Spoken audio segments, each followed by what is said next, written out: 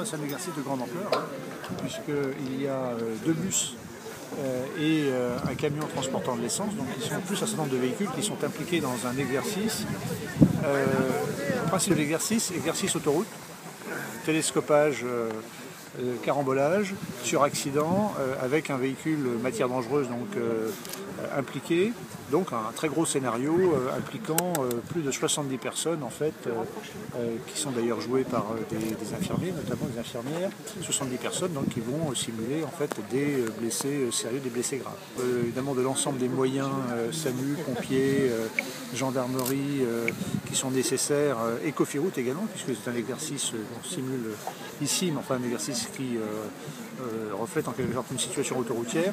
Donc on va pouvoir gérer à la fois les problématiques effectivement de prise en charge d'un véhicule dangereux, transportant de l'essence, sécurisé, prise en charge évidemment des nombreuses situations de détresse pour les personnes impliquées, et puis bien sûr sécuriser la zone, éviter le suraccident, gérer toutes les questions de circulation.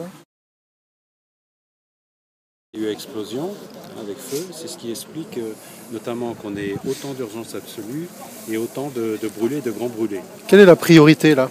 La première priorité, ça a été deux choses. D'abord, sécuriser le site. Il y a eu explosion, il y a eu feu. Il faut absolument écarter ce risque en premier lieu, de manière à protéger les victimes qui ne sont pas encore sinistrées et à protéger aussi les sauveteurs pour éviter une deuxième explosion. Il faut faire un tri entre les victimes, d'une certaine manière ? Non, on sécurise, c'est-à-dire qu'il y a eu des moyens qui ont été mis, moyens en eau, moyens en mousse, et puis en même temps, on commence à recenser les victimes. Il faut avoir tout de suite une idée de leur nombre, et puis assez rapidement savoir combien on a d'urgence absolue, c'est-à-dire celles sur lesquelles les efforts doivent porter en priorité, et d'urgence relative.